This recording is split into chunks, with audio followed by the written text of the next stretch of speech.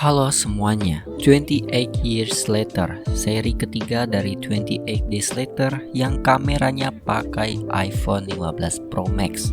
Iya, kalian gak salah dengar, film ini di-shoot menggunakan kamera iPhone. Seri ketiga ini bisa dibilang banyak peningkatan dari film terdahulunya, gak cuma sinematografinya dan shoot kamera, tapi zombinya juga ditingkatkan. 28 Years Later ini menceritakan 28 tahun setelah virus rage melanda negara Inggris yang fokusnya kali ini di desa kecil.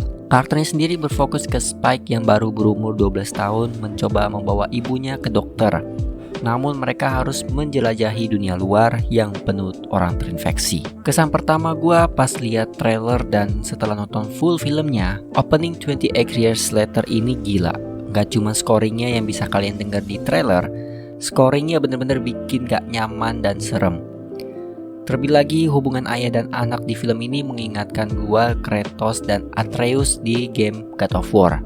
Mungkin karena senjata mereka yang pakai itu busur plus mereka berburu zombie, sekaligus lokasinya di hutan jadi vibe-nya tuh sama. Apalagi ada adegan Jamie, ayahnya Spike, suruh Spike buat melakukan pembunuhan pertamanya ke zombie sama kayak Kratos ngajarin Atreus buat berburu. Sepanjang adegan mereka ini berasa nonton God of War versi zombie. Hubungan ayah anaknya berasa cuman sayangnya ini terjadi hanya di awal film aja. Sisanya lebih fokus ke ibu dan anak, yang mana seri kedua itu adik kakak, ini ibu anak. Dari sisi emosionalnya gue akan bilang seri ketiganya lebih emosional.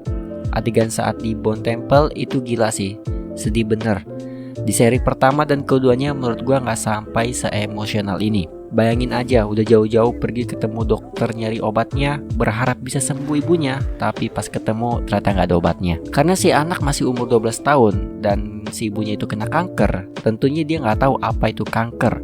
Dan obatnya itu belum ditemuin, jadi itu sih yang bikin sesek. Nah, setting waktunya juga kembali ke primitif, dimana nggak ada listrik dan senjatanya itu cuma panah. Ini juga mungkin kenapa mereka ada munculin kilasan beberapa adegan perang zaman dahulu yang pakai panah karena mengisyaratkan dunia setelah 28 tahun kena virus di desa kecil ini ya balik ke zaman dahulu. Ngomongin soal zombinya, gua ada bilang peningkatan, yes memang ada. Selain mereka itu kebanyakan udah telanjang bulat, sekarang mereka udah ada alpha. Bisa dibilang pemimpinnya lah. Alpha ini lebih besar badannya dan lebih pintar. Gua pas lihat kemunculan pertama Alpha juga kaget. Jadi shotnya itu kan siluet ya. Nah, siluet zombie kroco-kroco ini kan kecil, tiba-tiba muncul yang besar. Jangan bayangin besar kayak Resident Evil, tapi mungkin besarnya di sini mirip The Great Khali, pemain Smackdown, mungkin yang dulu suka nonton atau main game WWE, tahu orang ini. Nah, gedenya tuh kurang lebih segini. Lebih kuat iya, beringas iya, karena dia ngebunuh orang bukan pakai gigitan, tapi tangan kosong. Dengan cara ngelepasin kepala orang sampai tulangnya kelihatan. Di 28 Weeks Later ada juga sih zombie yang ngebunuh nggak pakai gigitan, cuman di sini lebih mirip Mortal Kombat aja cara bunuhnya.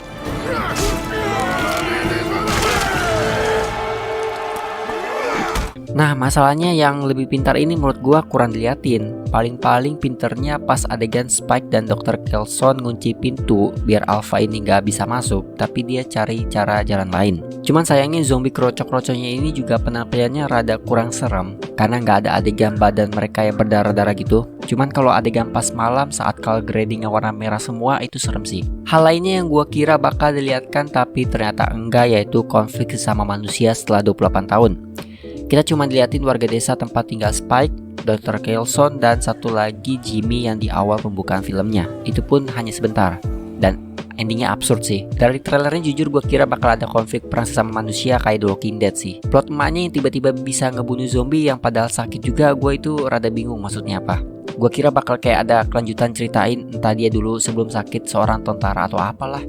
Yang mungkin ini hanya untuk nunjukin kasih ibu kepada si anak ya. Meskipun dia masih sakit, tapi tetap bisa lindungin anak. Terakhir, ini hal yang paling gokil yaitu sinematografinya dan shoot kameranya yang anjir bener-bener bagus banget. Kalau kalian nggak tahu film ini di shoot pakai iPhone, pasti kiranya pakai kamera profesional pada umumnya ya buat film ya. Banyak angle-angle yang lebih bervariasi di sini, apalagi pas adegan ngebunuh zombie, itu satisfying banget. Jadi pas ada adegan headshot kameranya itu nge-pause dan pindah angle.